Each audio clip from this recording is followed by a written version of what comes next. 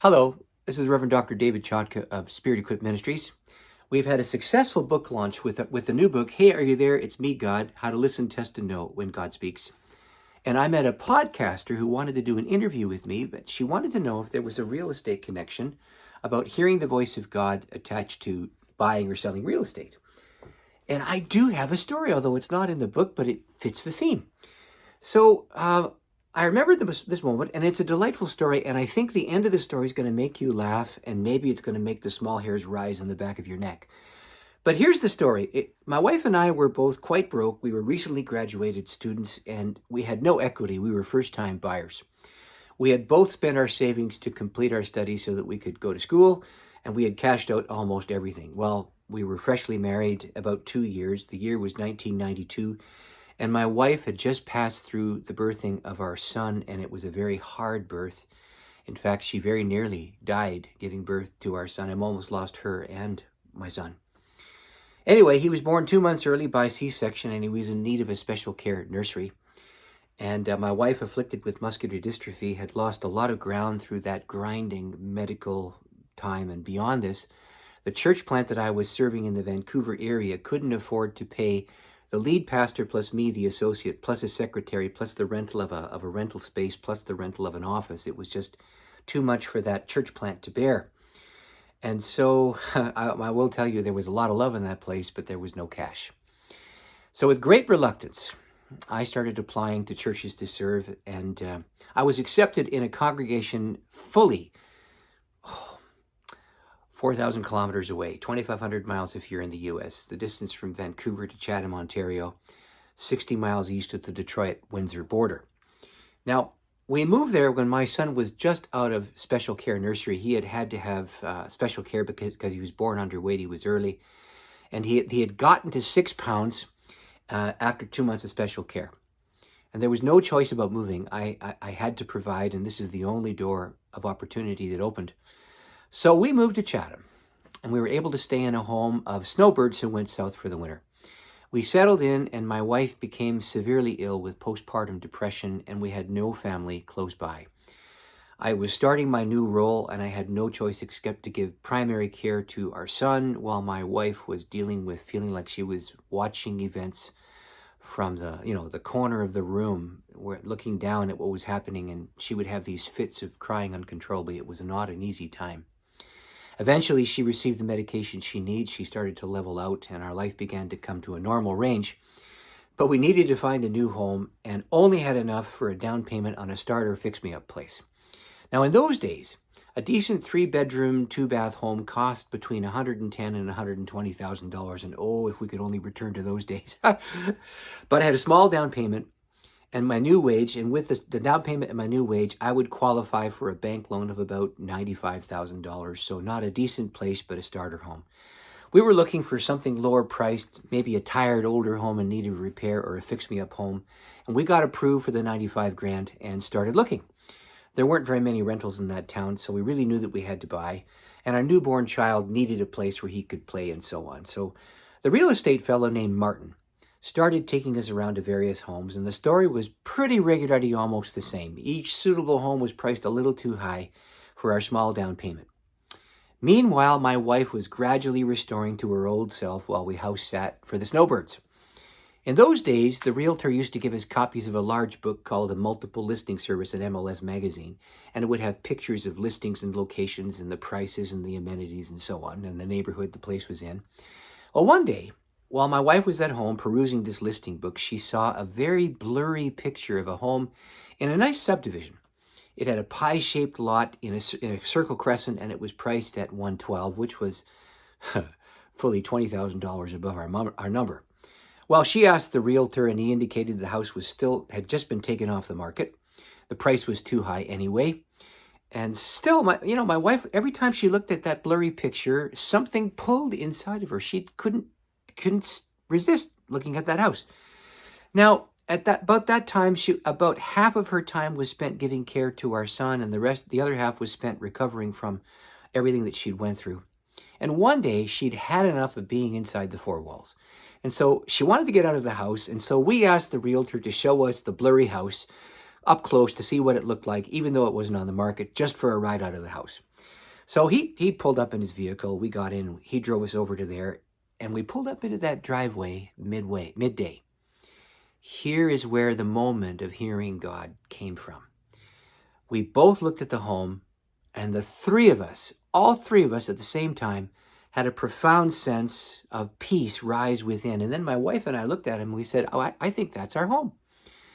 The fellow said, "Well, it's a funny thing. I called the realtor selling the home and it was put back on the market today, like about an hour ago, just before I picked you up." So I said, "Let's pray." And I reached out and I grabbed my wife's hand and I grabbed the realtor's hand. His name was Martin. He was not used to that kind of thing. And we started to pray. Now, I said, "God, do you want us to have this home?" And I said that with this guy not knowing what I was doing because I'd grabbed his hand.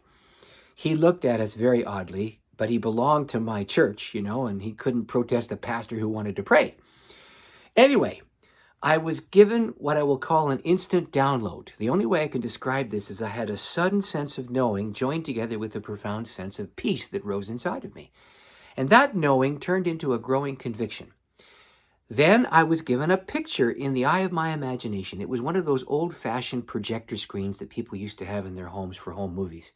Anyway, I saw a number on the screen, and the number printed on the screen was $91,000. So I said out loud what entered my thinking. "Martin," I said to the realtor, "we are to offer $91,000 on this home, and they will counter with 92, and we're to accept the offer without conditions." Now that realtor looked at me very strangely, and he said, "Look, David, they just lowered the price from 112 to 110. You might get it by bidding 108. You might squeak in at 105, but you're not going to get a decent return on my time and yours if you offer them $91,000. But that peace got bigger inside of me, and it turned into a bedrock conviction. My heart was absolutely, totally filled with faith. And I said, "Martin, set up the meeting and offer $91,000. They will counter with 92, and we're to accept the counteroffer," I replied. Well, the guy was skeptical. He was also very reluctant because he needed to live in that town. But because I was his new pastor and because he didn't want to disappoint us, he set up the meeting for that evening. He then turned to us and he said, "Look, there's going to be a counter offer, or they might outright reject your offer because it's really a lowball." But he did exactly as we asked, and he drove back to our home with a shocked look on his face. In the meeting, the two parties talked to each other. Our fellow offered 91. The owner and the realtor countered at 92. The realtor was shocked. Of course, we were very thankful, and I wasn't surprised because I'd had that download in the driveway. So we bought our new home, and it was a 1,600 square foot raised ranch with 3 bedrooms, a full basement that was finished, and 2 bathrooms. Now, here comes the detail that led to that defining moment. There was a backstory. The fellow who owned the home had just been reluctantly moved into that town because of required transfer from a large multinational corporation. Because the company initiated the move as a lateral move, the employee only had to pay what he sold his house for. They guaranteed him that whatever he sold his house for, that would be the price he'd pay, and they'd top up the difference, that there was a difference, and he had come from a less expensive market. So he paid $92,000 for that home, and the company paid the remainder for the market value on that purchase.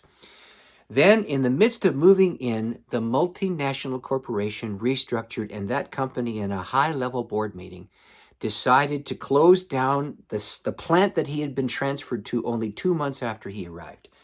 They told him they were transferring him back to another city, and they guaranteed the sale of his home, and the company would pay his move and guarantee his $92,000 with a bonus for any inconvenience that happened. And oh, by the way, if you can sell it for more, do that. And apparently that company saved money by doing this through their restructuring. I don't know how that works. But the home was purchased by that man, plus his company, for $115,000.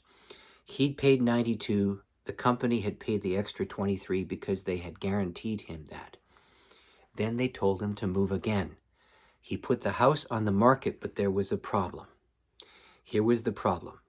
The house next door had just been rented, and had been rented to drug dealers just before that guy arrived. it became a drug den for narcotics and wild parties and loud noise and all kinds of trouble, something nobody in that quiet little crescent had expected. So he tried to sell the home when the company told him, and no one even wanted to put an offer on that home. So he took the house off the market, and that's when my wife saw the blurry picture. His company, of course, guaranteed him he would get his $92,000 back, and they told him to linger a little while longer and maybe put the house back on the market. But their rock bottom price was the 92. And so I had this little visionary experience in the driveway with 91, with a counter with 92. We bought the home on a fixed move-in day. Now, here's what happened after.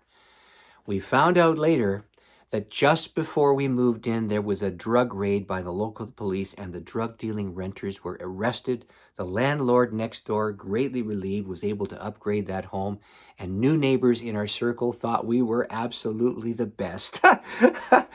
So we used the remaining money to purchase appliances. As it turned out, we had budgeted that $3,000, but we needed some children's furniture for our newborn, so here's what we did. We grabbed the hand of the realtor. His name was Martin. I grabbed my wife's hand, and I said, oh, God, we need 4 appliances for half of what we budgeted. So lead us to something that'll get us decent appliances for that price. So here's what happened. The realtor looked at us very strangely, his eyebrow raised. He didn't know what to do with us. And he said, well, let's go check out the local department store. It was a Sears. And we walked in there as they were posting the signs for the sale they were about to have. It was a 60% off sale on last year's models, and they had had a stove returned because one of the elements was defective, and after it was repaired, they knocked another 25% off of that, so it worked out to be about 80% off the cost. So we bought a washer, a dryer, a fridge, and a stove combo, and came in at $1,500 tax in, leaving us enough money to buy the children's furniture that we needed for our newborn. You gotta say, hey, are you there? It's me, God. That's the whole point of this book that I've just put on the market. It's on Amazon and you can get it there. But the whole point of the story is that the Lord very often communicates to us, and his desire to communicate to us is even greater than our desire to hear. We were led through that whole process.